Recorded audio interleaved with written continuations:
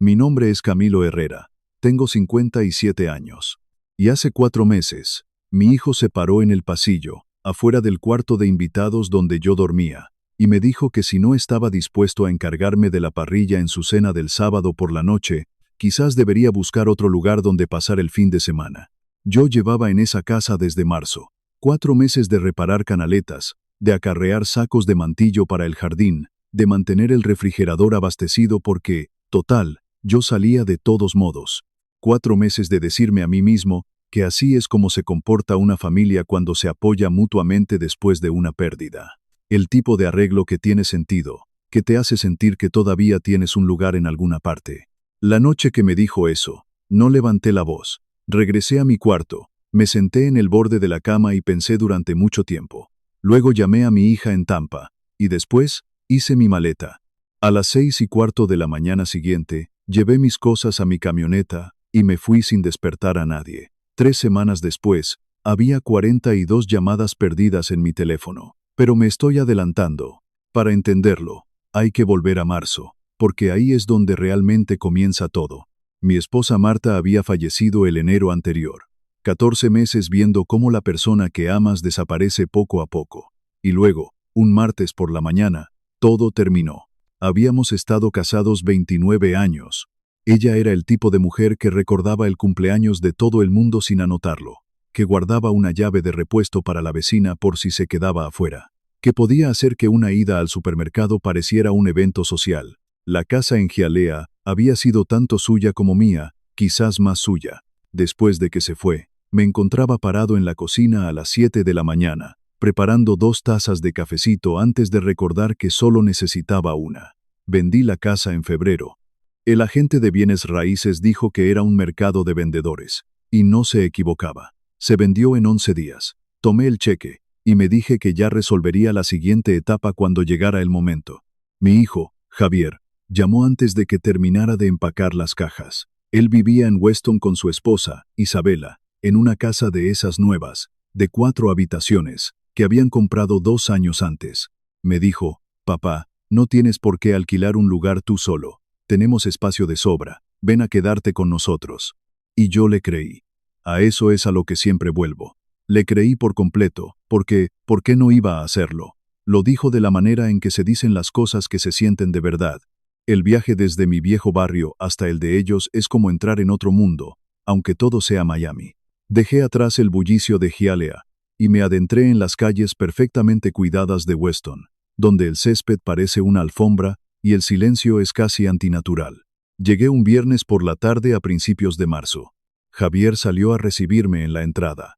Me dio la mano como lo hacía desde que tenía 16 años. Firme, practicada, como si en algún momento hubiera decidido que los apretones de manos eran algo que valía la pena hacer bien. Su esposa, Isabela, apareció en la puerta un momento después. Era cálida y eficiente en el mismo aliento, como lo son ciertas personas. Nunca alterada. Nunca sin saber qué decir. Estamos tan contentos de que estés aquí, Camilo, dijo, y lo decía en serio, o al menos la versión de eso que se estaba imaginando.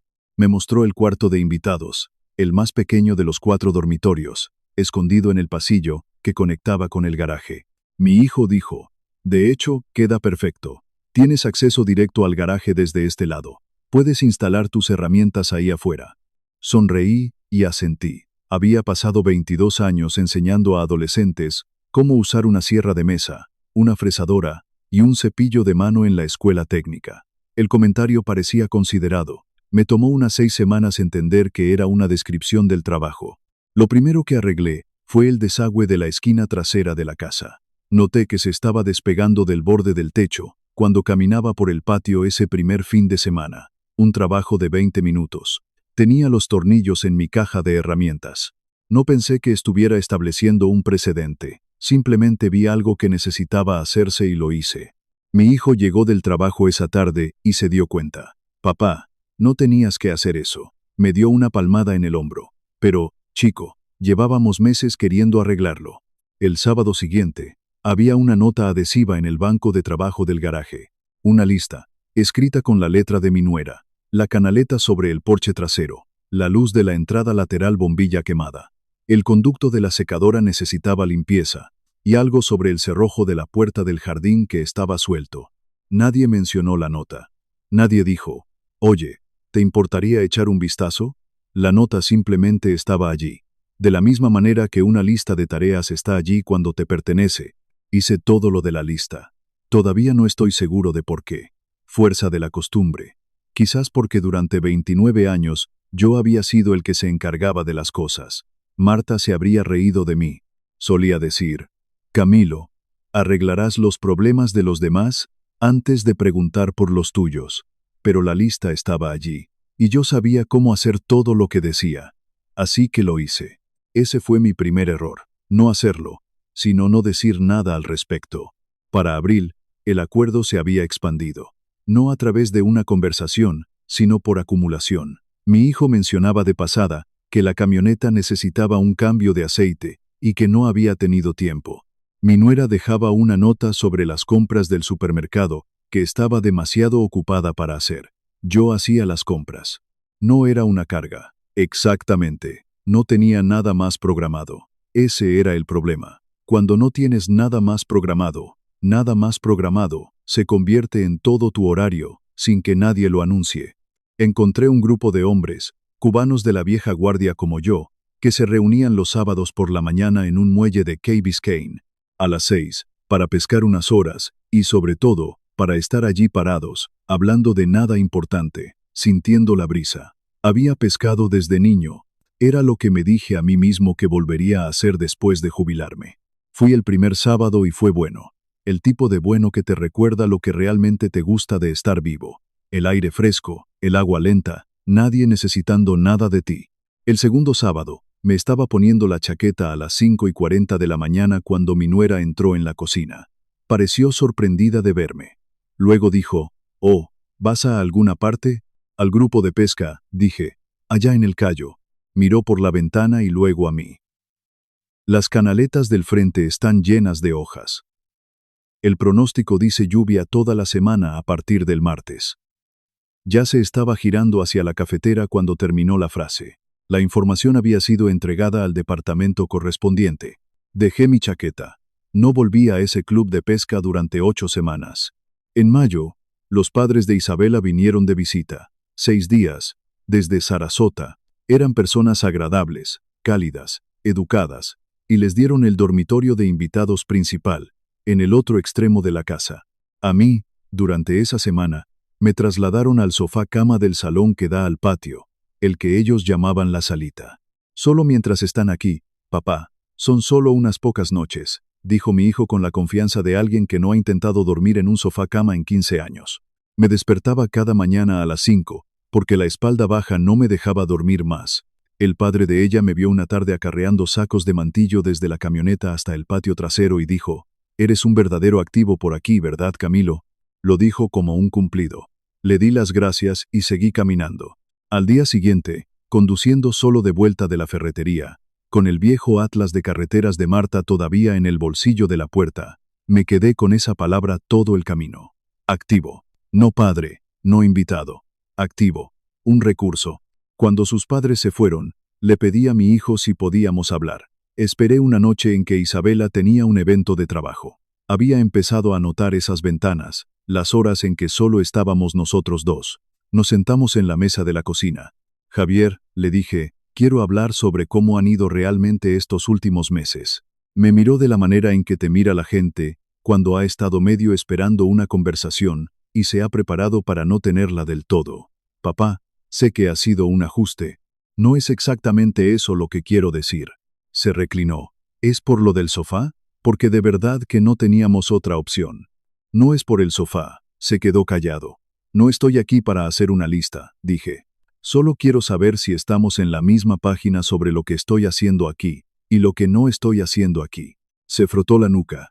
Tenía esa costumbre desde que tenía 11 años. «Papá, Isabela ha estado bajo mucha presión en el trabajo. Lo último que necesita ahora mismo es...». «No estoy tratando de crear presión. Estoy tratando de tener una conversación con mi hijo». Lo sé», miró la mesa. «¿Puedes darle un poco más de tiempo?» Eso fue todo. No un reconocimiento, no una versión de «tienes razón», Déjame pensar en cómo manejamos esto de manera diferente. Solo, más tiempo. Como si el problema fuera la impaciencia. En lugar de 4 meses de ser vuelto invisible silenciosamente por las personas que me habían invitado, dije que estaba bien. No debería haber dicho que estaba bien. La cena fue idea de mi hijo, en el sentido de que claramente había sido idea de Isabela, y él había estado de acuerdo, como estaba de acuerdo con la mayoría de las cosas que ella sugería. Su colega Ricardo vivía a 2 calles y había alguna cuenta social que necesitaba saldarse. Así que 12 personas, el último fin de semana de julio. Ella vino a hablar conmigo el jueves por la noche. Yo estaba en el garaje, seleccionando una madera de arce que había conseguido en un depósito de materiales recuperados. Había estado planeando construir una pequeña mesa auxiliar, algo para darle a mis manos algo real que hacer. Se paró en la puerta. Camilo, necesito pedirte un favor. Dejé la madera. El sábado, la fiesta. Esperaba que estuvieras dispuesto a encargarte de la parrilla. Eres mucho mejor en eso que Javier. Asentí. Eso no era irrazonable, por sí solo. Y continuó, alisando algo en su manga que no estaba allí. Probablemente todo fluiría mejor si te quedas por el lado del patio. Los colegas de Javier realmente no te conocen. Podrían sentirse un poco fuera de lugar si estás tratando de que te presenten en medio de todo. La miré. Me sostuvo la mirada por un segundo. Luego miró el estante de madera detrás de mí. De hecho, si eso te parece extraño, si prefieres no lidiar con todo el asunto, el primo de Javier tiene una casa en Homestead. Estoy segura de que estaría feliz de tenerte durante el fin de semana. Podría ser más fácil. ¿Más fácil para quién?, pensé. Pero lo que dije fue, entiendo. Ella sonrió, la misma sonrisa cálida y organizada de la entrada en marzo, y volvió adentro. Me quedé en el garaje un rato. Mi nombre era Camilo Herrera. Había pasado 22 años, enseñando a adolescentes a construir cosas con sus manos. Había criado a un hijo. Había enterrado a mi esposa hacía 14 meses, y luego me senté solo en nuestra casa durante otro mes, antes de venderla, y conducir al sur para serle útil a alguien que acababa de pedirme que me quedara en el patio. Entré. Llamé a mi hija. Gabriela contestó al segundo timbre. Siempre lo hace. Dice que el primer timbre es para decidir, y siempre decide a favor de contestar. Le conté todo. No solo lo que había pasado el jueves por la noche, sino todo. La nota adhesiva. Las mañanas de pesca que había abandonado. El sofá cama mientras los padres de Isabela dormían en la habitación buena. Los cambios de aceite y las compras y las canaletas, y las 16 cosas en la lista que había junto a la puerta del garaje, y que había estado haciendo sin que nadie se sentara a pedírmelo. Se quedó en silencio por un momento cuando terminé. Luego dijo, papá, ven aquí. No dijo, ¿estás seguro? No dijo, quizás intenta hablar con Javier una vez más. Solo ven aquí. Necesito manejar esto yo mismo, le dije. Lo sé. Manéjalo y luego ven aquí. Después de colgar, me quedé sentado en el silencio durante mucho tiempo. Luego abrí mi teléfono y busqué listados de apartamentos. No en Weston. En un barrio de Miami que conocía, de vuelta a mi lado del río, de vuelta al condado en el que había pasado 30 años. Había uno de 2 habitaciones en la avenida Wilmington, segundo piso, un alquiler razonable. Mi pensión lo cubría. El dinero de la venta de la casa cubría el resto. Había sabido esto durante meses. Simplemente nunca me había permitido pensar más allá de la suposición de que necesitaba estar donde estaba. Esa fue la noche en que dejé de asumir. Empaqué de la misma manera que había empacado para cada viaje que Marta y yo hicimos. Nada apurado, nada metido a la fuerza. La ropa doblada en el bolso, los artículos de aseo en el bolsillo lateral, la pequeña caja de madera de la cómoda donde guardaba su anillo. Dejé la caja de herramientas en el garaje. Algunas de esas herramientas las había comprado desde que llegué en marzo. Pertenecían más a ese banco de trabajo que a mí ahora. Encontré un trozo de papel en el cajón de la cocina y escribí una sola frase. La doblé una vez y la dejé en el mostrador, junto a la cafetera, donde quien bajara primero la vería. Pasé 4 meses cumpliendo con esta familia. Espero que aprendan a cumplir el uno con el other. A las 6:15 de la mañana del sábado, salí por la puerta principal con el bolso al hombro. El vecindario estaba en silencio, como lo están las calles residenciales a primera hora en verano. Un aspersor funcionando 3 casas más abajo, el sonido distante de un coche en la carretera principal. Cargué la camioneta sin prisa. Llegué al final de la calle y no miré por el espejo retrovisor. Sé cómo fue la fiesta porque Ricardo me lo contó él mismo 3 semanas después, tomando un café. Se había puesto en contacto a través de mi hija. La versión corta. Cuando Isabela bajó el sábado por la mañana y encontró la nota y mi bolso desaparecido y la parrilla fría, pidió comida a un servicio de catering a última hora. $190 por una bandeja de pollo seco y pasta, que llegó 40 minutos después de los primeros invitados. Ricardo y su esposa llegaron a las 7. Dijo que la casa se veía bien. El vino estaba servido, pero algo en el ambiente estaba raro. Una cualidad que notó sin poder nombrar de inmediato. Al principio de la noche, le preguntó a mi hijo dónde estaba yo. Mi hijo dijo algo vago sobre que estaba visitando a la familia durante el fin de semana. Ricardo asintió y lo archivó. Ahora, hablemos de Fernando Macías. Fernando era un hombre que había conocido en una ferretería unas 6 semanas después de mi llegada. Ambos habíamos intentado coger la misma caja de tornillos en el mismo momento y nos reímos. Habíamos tomado café un par de veces. Le hablé del club de pesca, de la lista en el banco de trabajo del garaje, de la mesa que estaba tratando de encontrar tiempo para construir. Era lo más cercano a un amigo de verdad que tenía en esa parte de la ciudad. Isabela lo había invitado a la fiesta sin saber nada de eso. Lo había conocido una vez en un evento del vecindario y lo agregó para completar la mesa. Él llegó sabiendo exactamente lo que había estado sucediendo en esa casa. Fernando no fue dramático. No dio un discurso ni montó una escena. Pero en algún momento, tarde en la noche, de pie cerca del patio trasero con Ricardo y otra pareja, mientras mi hijo estaba adentro sirviendo más bebidas, Fernando mencionó que yo me había ido esa mañana, que había estado viviendo allí durante 4 meses, que el jueves por la noche anterior me habían pedido que cocinara la comida en la parrilla, que me quedara en el patio lejos de los invitados, y que si eso no me convenía, había un primo en Homestead donde podía pasar el fin de semana. Lo dijo de manera objetiva, sin melodrama, de la manera en que la gente dice las cosas cuando quiere que la versión correcta quede registrada, y no necesita que nadie haga un escándalo al respecto. Ricardo miró el jardín por un momento. Ya veo, dijo. Eso fue todo. No dijo nada más al respecto esa noche. Pero el lunes por la mañana, cuando mi hijo pasó a su lado cerca de la máquina de café en la oficina, y le dijo buenos días, algo en la expresión de Ricardo era diferente. No hostil, simplemente más corto. La forma en que los ojos de una persona cambian cuando una imagen que habían mantenido ha sido silenciosa y permanentemente revisada. No fueron a almorzar esa semana.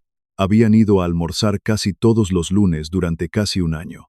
Mi teléfono estaba apagado cuando comenzaron las llamadas. Lo encendí el domingo por la mañana, no porque hubiera resuelto nada, sino porque pensé que Gabriela podría estar preocupada. La pantalla se iluminó antes de haberse cargado por completo. 11 llamadas perdidas de mi hijo, 4 de mi nuera, 2 de números que no reconocí, y una de Gabriela, que también había enviado un mensaje de texto que decía simplemente: firmado el contrato del apartamento de Wilmington. El alquiler empieza el 1 de septiembre. De nada. Me quedé en la cama del hotel, escuchando el aire acondicionado y pensando en lo que sentía. No triunfante, no reivindicado. Algo más simple y más silencioso que cualquiera de esas dos cosas. La quietud particular de una persona que finalmente ha hecho lo difícil pero correcto y ahora está esperando a que el resto del mundo decida qué piensa al respecto. El recuento final, cuando volví a encender el teléfono por completo 3 semanas después, 42 llamadas perdidas. Gabriela vino desde Tampa el viernes siguiente. Recorrió el apartamento de la avenida Wilmington de la misma manera que Marta solía recorrer un lugar nuevo, deliberada, catalogando, ya reorganizando las cosas en su mente, antes de haber terminado la primera habitación. Buena luz, dijo. La cocina tiene un tamaño decente. ¿Qué vas a poner en el segundo dormitorio? Un taller, Daya. Se rió, del tipo de risa que significa algo sin necesidad de explicarse. Pasamos el fin de semana buscando muebles, no muchos. Una cama, una mesa de cocina con 2 sillas, una estantería. Ella seguía sugiriendo añadidos, y yo seguía diciendo que no. Quería llenarlo lentamente. Quería que cada pieza fuera algo que hubiera elegido porque la necesitaba, no porque la vida de otra persona hubiera dejado un espacio que requería ser ocupado. En el depósito de materiales recuperados, encontré un tablero perforado. del mismo estilo que había tenido montado en el garaje de nuestra casa durante 15 años, donde la pala de jardinería de Marta todavía colgaba de su gancho cuando vendí la casa, porque no pude obligarme a quitarla. Compré el tablero y un nuevo juego de herramientas de mano, y las monté en la pared del segundo dormitorio. No las mismas herramientas, las mías. Mi hijo llamó un martes por la noche a finales de agosto. Dejé que 2 de sus mensajes de voz pasaran antes de contestar. Papá. Era Javier, una larga pausa. Tenía la forma de su madre de quedarse en silencio antes de algo difícil, esa particular contención de la respiración que significaba que estaba a punto de decir algo que había estado preparando durante un tiempo. No te defendí. Quiero que sepas que lo sé. No respondí de inmediato. Seguía diciéndome a mí mismo que no era para tanto, que todavía te estabas adaptando, que si simplemente no le daba importancia, se arreglaría solo. Una pausa. Estaba equivocado. Dejé que el silencio hiciera lo que 22 años en un aula me habían enseñado que los silencios podían hacer. Me alegro de que te fueras, dijo finalmente. Sonaba un poco sorprendido por su propia frase. Le dije que lo amaba. Le dije que no me iba a ir a ninguna parte. No de su vida, no de ser su padre. Pero le dije que no volvería a vivir de esa manera por ninguna razón, y que si las cosas iban a ser diferentes en el futuro, la diferencia tendría que empezar con él e Isabela, sentándose honestamente a analizar qué había pasado y por qué. Dijo que lo sabía. 3 días después, mi nuera envió un mensaje de texto. No una llamada, un mensaje de texto, lo que me dijo algo sobre en qué punto estaba ella con todo esto. Decía: he estado pensando mucho en cómo fueron las cosas este verano. Lamento que terminaran como lo hicieron. No era exactamente una disculpa, pero era algo. Más de lo que habría enviado en julio. Lo leí 2 veces, dejé el teléfono en el banco de trabajo y volví a la mesa auxiliar que estaba construyendo. Madera de arce rescatada del árbol de un vecino que se cayó en una tormenta. Llevaba toda la semana dando forma a las patas, consiguiendo las proporciones adecuadas. Hay una paciencia específica que requiere la carpintería. No forzada, no actuada, simplemente real. Del tipo que proviene de respetar aquello con lo que estás trabajando. El club de pesca también volvió. Un lago diferente. Los miércoles por la mañana a las 6. 7 hombres en lugar de 5. Uno de ellos, un fontanero jubilado llamado Ned, preparaba un café verdaderamente terrible, en un termo que claramente había estado usando desde la primera administración Bush, e insistía en compartirlo con todos. La primera mañana que fui, me tomé 2 tazas sin decir una palabra sobre lo malo que estaba. Volví la semana siguiente y la siguiente. Si ahora mismo estás en una situación que te sigue pidiendo que seas más pequeño de lo que eres, más pequeño de lo que sabes que eres, quiero que escuches lo que finalmente entendí después de todo esto. Ser necesitado no es lo mismo que ser amado. Sé que suena simple. No lo es. Cuando estás solo en una casa que ya no alberga a la persona que sabía la diferencia entre esas 2 cosas, aceptarás ser necesitado porque se siente lo suficientemente cerca. Se siente como una prueba de que todavía perteneces a algún lugar. Pero uno no se gana su lugar en una familia. Eso es lo que significa la palabra. Y si las personas con las que vives no pueden distinguir la diferencia entre un padre y un proveedor de servicios, lo más honesto que puedes hacer por ti mismo, y eventualmente por ellos, es empacar tu maleta, dejar una nota que diga exactamente una verdad y dejar que llegue la mañana. No necesité 42 llamadas perdidas para saber que había tomado la decisión correcta. Pero admito que para la llamada número 42, algo se había asentado en mí permanentemente. Preparé café en mi propia cocina. Me senté en mi propia mesa, en mi propio apartamento en la avenida Wilmington, y me permití respirar hondo. El tipo de respiración que finalmente tomas cuando entiendes cuánto tiempo has estado conteniendo la anterior. Eso fue suficiente. Eso siempre ha sido suficiente.